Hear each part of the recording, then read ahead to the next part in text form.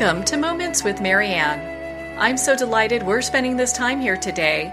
We have a very inspiring show coming right up with special guest Laura-Schroff, and she's here to share with us her newly released young adult book, An Invisible Thread. Now, Laura is a former advertising executive who helped launch 3 of the most successful startups in Time Inc. history: InStyle, Teen People, and People Style Watch. Laura also worked as a New York division manager at People magazine.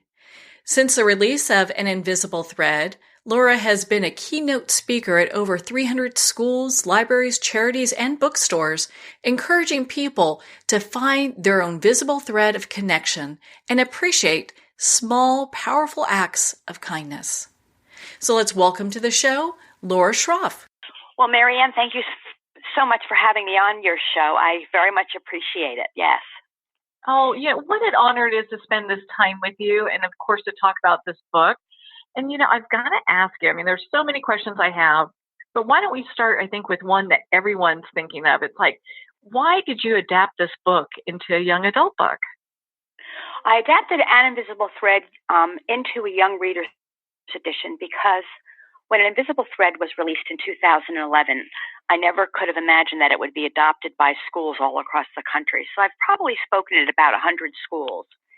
And the big question has always been from educators, is there any thought of adapting the book for young readers between the ages of 8 and 12 so that I can also really have children within that age group, usually children in middle school, read the book? So that's really the primary reason why I made the decision to do it. Well, and I think it really provides a unique skill set for young people to learn. And so for our listeners that are new to you, your book has been sold in so many different languages. It's highly popular. But if someone's new to your work, why don't we share a little bit about An Invisible Thread? Sure. Okay. So An Invisible Thread, it's a true story, and it takes place back in 1986, and which is really kind of amazing about the book.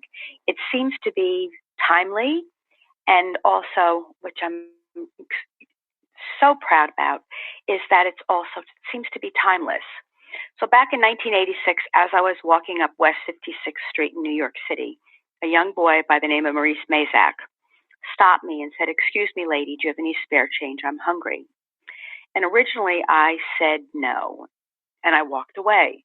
But then as I walked towards Broadway, I realized what he said, and those 3 simple words, "I am hungry," made me turn around and go back. And I said to him, "I don't want to give you any money, but if you're hungry, I'll take you over to McDonald's and I'll get you something to eat." And so we had lunch, and then we spent some time together that afternoon. And then throughout the entire week, I couldn't seem to get him out of my mind. So on Thursday night, I decided to leave work a little early. At the time, I was working at USA Today. Unbeknownst to me that night, he was really hungry, and he thought maybe if he stood on the same corner, he would see me again, and I might offer to take him to dinner. So as I turned the corner, there he was. I asked him if he was hungry. He told me he was starving, so I took him over to McDonald's again. And while we were having dinner, I said, "I've got a great idea." I said, "Would you like to meet me on the corner next Monday night? And I'll take you to the Hard Rock Cafe." And we had dinner that Monday night, and we wound up meeting every Monday for the next 4 years and hundreds of times thereafter. And so sorry for that very long-winded explanation. Oh, no, I'm so glad that you took the time to explain that, because I think when we are passing people that come along our path, a lot of times it's easy to kind of just write them off or not give them a second thought. But what was it that made you kind of stop and turn back and connect with Maurice? It was really for 2 reasons. First of all, in New York City back in the 80s, you did see lots of homeless people on the street, but it was pretty rare to see a child. He was only 11 years old when I met him. So the fact that he was a child struck me. And then, of course, when he said he was hungry, I thought, how is it possible this child could be on a street corner by himself, asking for money to get something to eat? And that's really the reason why I went back. But as I was sitting across the table from him at McDonald's, he had the sweetest and the most trusting eyes, and he was just adorable. And so when we were done with lunch, I said, "Do you want to take a walk to the park?" And he said, "Sure." And what's interesting is more often than not, Maurice expected people to treat him as if he were invisible. And so we took a walk to the park. When we came out of the park, I saw Haagen-Dazs. I said, "Would you like some ice cream?" And he looked over at Haagen-Dazs. He said, "Designer ice cream?" So I said, "Well, I guess." And after we had ice cream together, he asked me if I like to play video games. And I said, "I do." And so we went to a video arcade and we played some video games. And that's when I gave him my card. And I said, "If you're ever hungry, give me a call and I'll buy you dinner." But the whole week, I just couldn't get those sweet and trusting eyes out of my mind. And that's when I decided on Thursday night to see if I could try to find him. Mm. As the years went on, how did Maurice impact your life and how did you impact his? Well, I would say probably the fifth time of getting together, I thought it would be great to make him a home-cooked meal. Now, what I did not know at the time was that Maurice really didn't understand why I was being kind to him. He was positive my kindness came with a price. So when I invited him over to my apartment, he was sure that this was the night that he would find out what I really wanted from him. And I could see that he was nervous, so I asked him to sit down on the couch, and I went and I got him a Diet Coke. I said, "I want to have a conversation with you." I said, "But we're going to have this conversation only once. So you have to listen to me very carefully." I said, "The reason why I invited you to my home is I consider you a friend." I said, "And friendship is built on trust. So I want to make it very clear. If anything's ever missing from my apartment, we'll no longer be friends." And he looked at me with this very puzzled expression. And I said to him, "Do you understand what I'm saying?" He said to me, "You just want to be my friend? That's it?" I said, "Well, yeah." I said, "Of course." And with that, he surprised me. He stood up, he put his hand out, and he said, "Miss Laura, a deal is a deal." And that evening, we did shake hands, and it was that evening that we built a bond of trust that has now continued for over 33 years. And so people would say to me all the time, "Maurice was so lucky to have met you." And I would always comment that I was so lucky to have met Maurice because he changed my life in so many profound ways. I was working at USA Today at the time, and I just worked and, had dinner with friends and things like that. And then all of a sudden, this child came into my life. I was single. I had no children. And he gave me purpose that I just had never experienced before. Wow. And it's so heartfelt, the connection that the two of you have. I mean, I'm sure not only readers, but as people hear this story and people who have heard your story in the past, they make that connection. You can tell that there's this deep connection. And I love the title, An Invisible Thread, because you talk about how that impacts us. Well, an invisible thread is an ancient Chinese proverb. An invisible thread connects those that are destined to meet, regardless of time, place, and circumstance. The thread may stretch or tangle, but it will never break. And just 2 weeks ago, we had dinner, and it just so happened to be on a Monday night. And we were talking, and I said, who could have ever imagined that over 33 years ago, that one little simple lunch would bring us to this point where it's 33 years later, and your life has changed so much, and my life has changed so much. But at the end of the day, here we are still having dinner together. What a remarkable bond that the two of you have. Now, you talk about Maurice being very likable and someone you can really connect with. Do other people, they felt the same way? Because I think when people think about bringing somebody that's a stranger into their home, sometimes they feel like that could be like a scary thing. Well, it's really interesting because all of my friends and my colleagues at work and my family were all really concerned. Maurice only lived 2 blocks from me. I lived on 54th Street. He lived on 56th Street. No, I lived on 56th Street, and he lived on 54th. Mm-hmm. And he was living at the time at the Bryant Hotel. And people were very concerned that I was putting myself in potential danger. And I used to say to them all the time, I said, you know what? I got to tell you, this is a really good kid. And sometimes you just have to follow your heart. And that's really kind of what I did do. I followed my heart. What was life like for Maurice at home? Well, it's hard to imagine. He was 11 years old. He lived at the Bryan Hotel. I saw the room only once, and it was a room that was about the size of 12 by 12, any small size bedroom. There were 2 single beds, no bedding, pillows, or blankets. On one side, there was a chair, and on the opposite side sat a half of a refrigerator with a television that sat on top. He lived in this room with his mother, his grandmother, his 2 sisters, his aunt, 2 baby cousins, and uncles who came and went. Unfortunately, his father, as Maurice would say, was a thug and a drug dealer and a drug addict. And unfortunately, his mother, whom he loved dearly, was addicted to heroin and crack. And she was really unable to take care of him. So here he was, 11 years old, having no choice but to really fend for himself. It's so heartbreaking, and it really kind of seems like the both of you came into each other's life at like a perfect time. I absolutely believe my mother, who passed away at the very young age of only 47 when I was 25, I've always believed she's been by my side. I believe it with all of my heart. And I think she knew I needed more in my life. And she also felt that Maurice needed more in his life. And I have no doubt that she brought us together.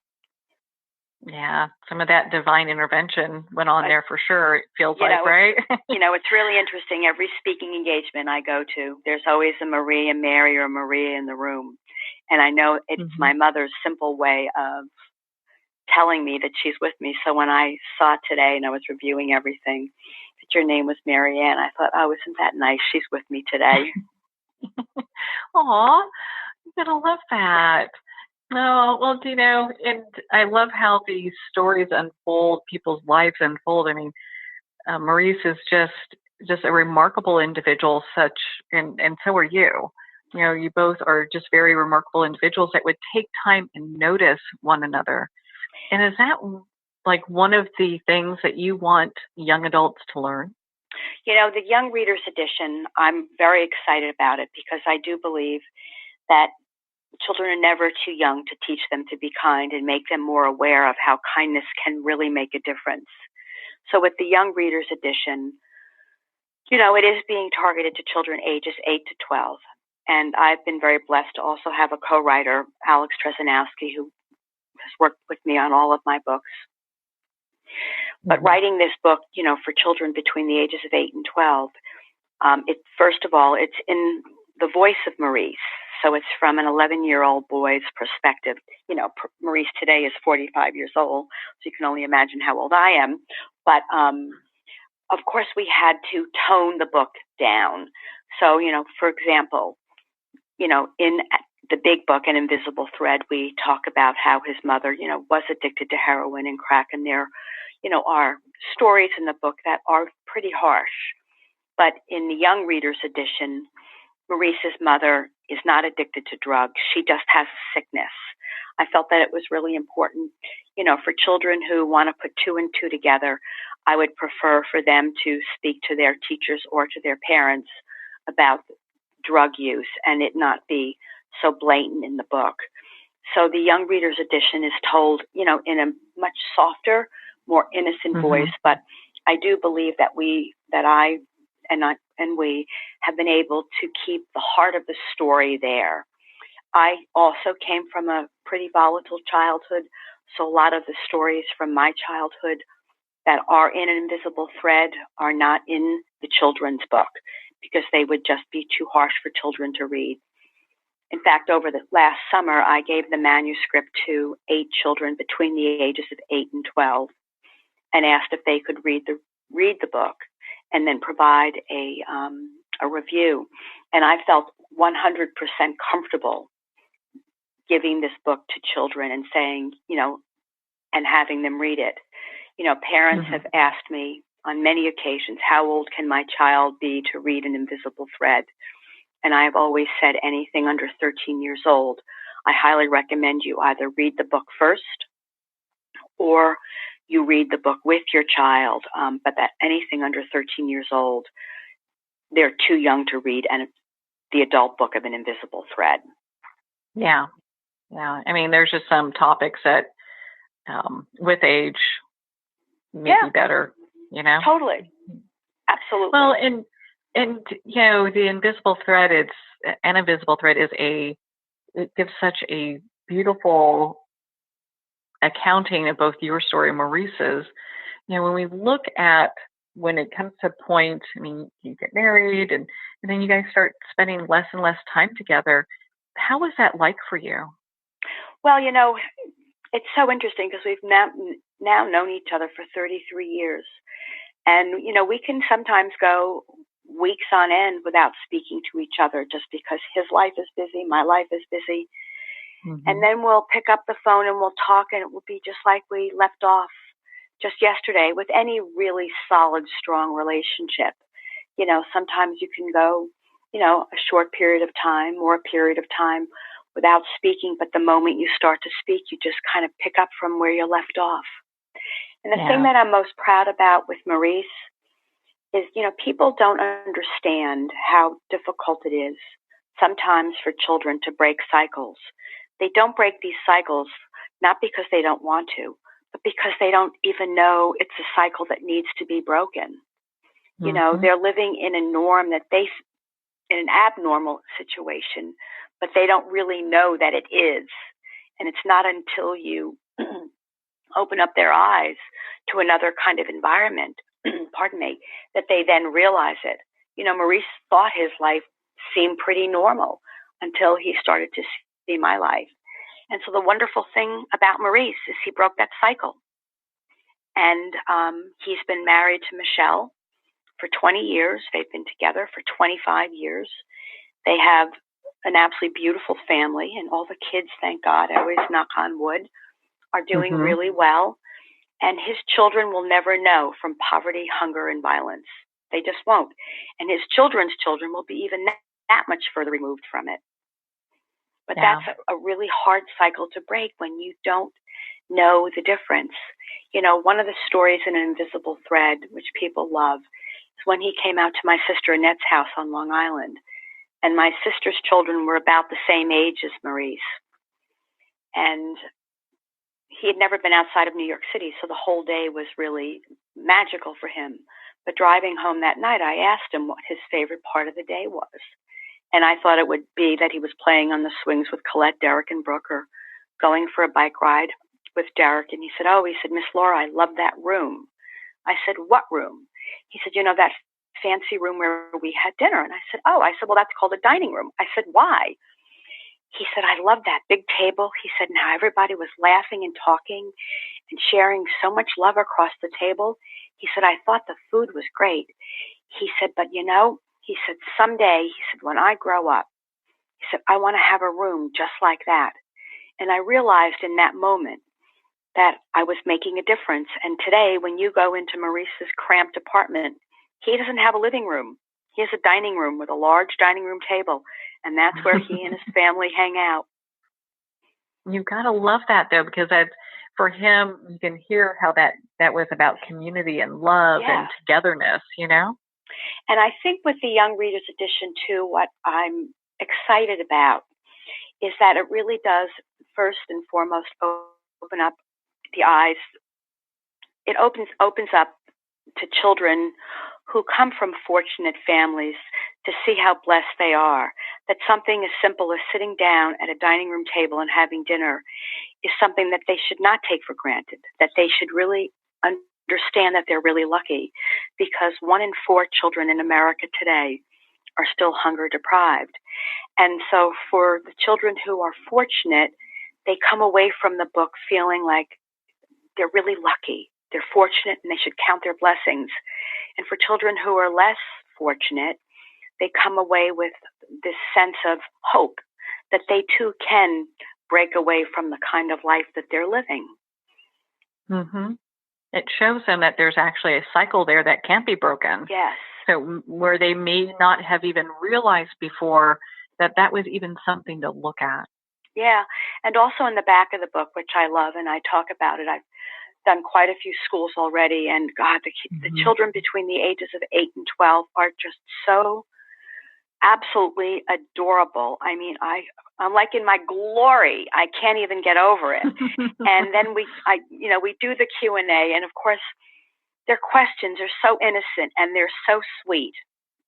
And I tell them, any questions, there's no questions that are off limit. And I can tell by their questions that they're really like listening to the story and they're comprehending it and they're getting it.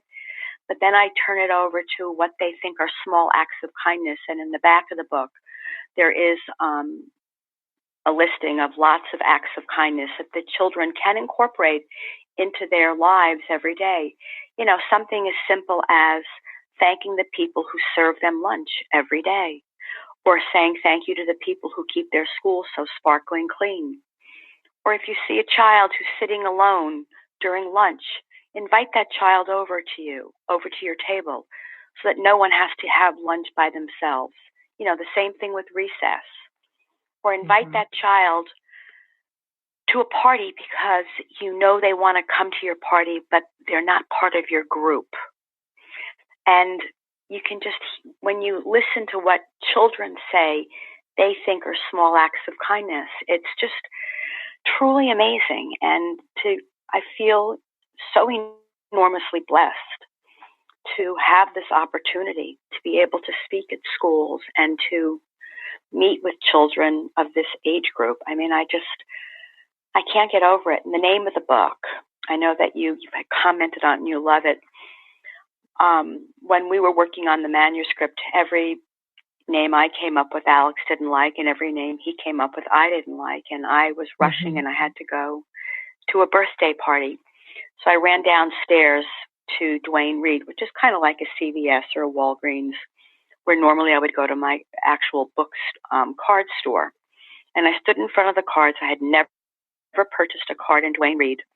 And I saw this card and I picked it up, and it said, there's an old saying, how an invisible thread connects those that are destined to meet. And I opened up the card and it said, and I'm so happy you're in my life and happy birthday. I was like, you've got to be kidding me. And there were 5 cards. I bought them all. I bought a card for my friend, and I ran upstairs and I Googled an invisible thread. And that's when I found out it was an ancient Chinese proverb. And I called Alex and I said, oh my God. I said, I've got the name of the book. I said, you're not going to believe it. I said, Google an invisible thread. And he said to me, oh my God. He said, Laurie, you're brilliant. I said, Alex, I'm looking at an American Greetings card. But kind of going back to your name, Marianne, I have no doubt that my mother, she put that card in my hand, that she knew that was the perfect title for my book. Oh, and without a doubt, yeah. And that's how I came up with the name of the book. That is what a beautiful story. And it's interesting. So now everyone that's looking to name their book is going to go running to that store, trying to figure out, if they can find a good name as well. But right off of looking for American Greetings or Hallmark cards, there's got to be one. Well, when I go to speaking engagements, people will always say, "My God, how did you come up with the name of the book? I love the name, or the name is brilliant." And when I tell them I got it off of an American Greetings card, they just can't get over it. But when you hear that story, though, it makes sense, because that seems like that's how your story, your journey has been. And I encourage children to think about their own invisible thread connections that they might already have in their lives, and also to always remember that they will have in their lifetime other invisible threads, connections that will come into their life. And they've come into their life for a very specific reason. It can be an invisible thread connection, can be with your teacher who's really just made a profound difference in your life, or one of their coaches from sports. You just never know. But to be aware that there are these invisible thread connections, and you can all have your own if you just, again, open up your eyes and hearts to your surroundings and try to acknowledge them. Yeah. Well, and you're so right, because with having that level of awareness, like you did when you first met Maurice, when you stopped and turned around when he said, I'm hungry, and you turned around and went back and made that decision, like, hey, let's go get you something to eat. I mean, you're a professional. You work in some pretty fast-paced media. So I'm sure that you had work that you had to do, but you took the time to do that. That's another very kind of interesting day, because I was working at USA Today, and it was the Monday of Labor Day weekend, and I was supposed to go to the US Open.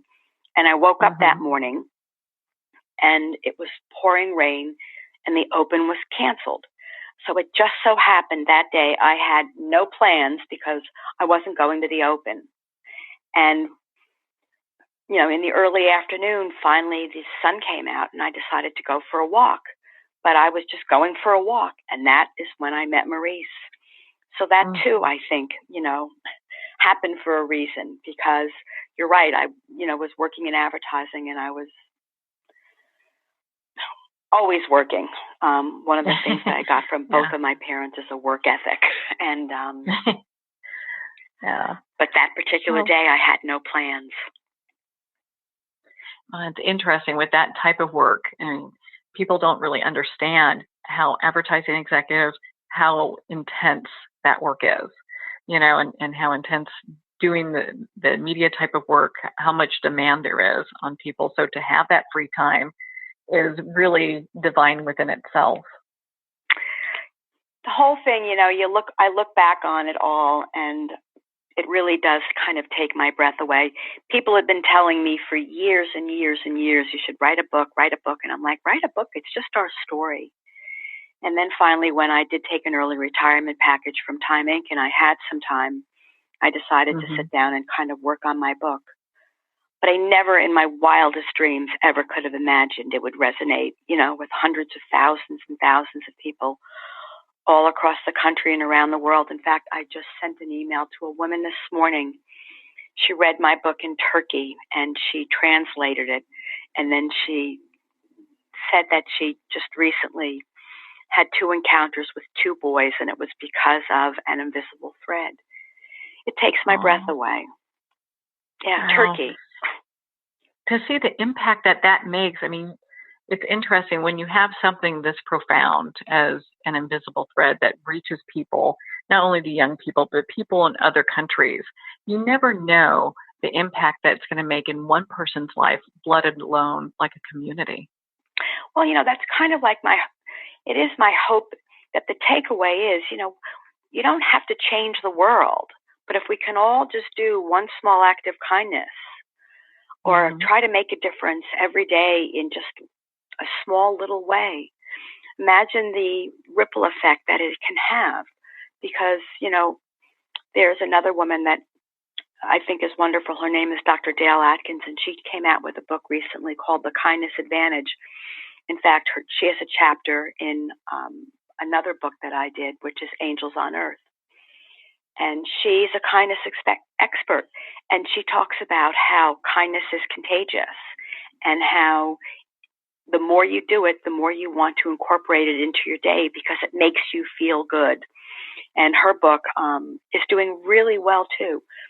And the name of the book is The Kindness Advantage. But kindness is contagious. And I tell children in schools all the time that it's the best high of all, because it's contagious and makes you feel good, and you want to do it over and over and over again. Wow. Well, with learning this skill set, young people are off to, I think, a head start in life with being able to be more aware and seeing what's going on. Goodness, Laura, we could talk forever. You're such an inspiration. Where can our listeners connect with you and be part of your community? I would love that. Well, first of all, my website is laura-schroff, and that's SCHROFF.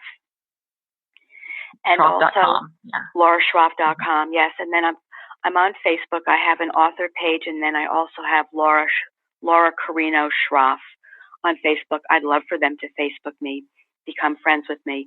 And then on Instagram, Laura and Invisible Thread. Well, I'm connected with you. I highly suggest everyone does the same and pick up their own copy of An Invisible Thread. Laura, thank you so much for taking the time to be on the show with us here today. Well, thank you so much for having me on your show. Thank you for being my Mary. That always makes me feel really good. Well, thank you, Laura. It has been such an honor to spend this time with you, and of course to talk about the young adult version of An Invisible Thread. So excited that's out there. Again, if you'd like to connect with Laura, you can at her website, laura-schroff.com. An Invisible Thread's available at Amazon, Barnes & Noble, and all indie bookstores. Well, we're at the end of our time today. I would like to thank everyone for tuning in. You're listening to Moments with Marianne. And remember, make every moment count.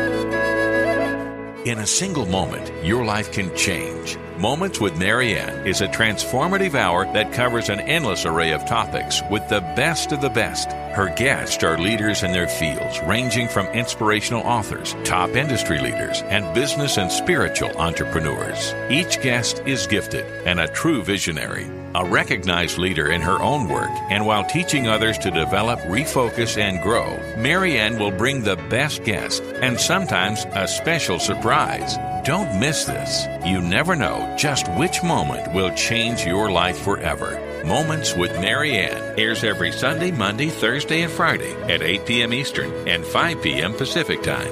Make sure to tune in and visit momentswithmarianne.com for more information.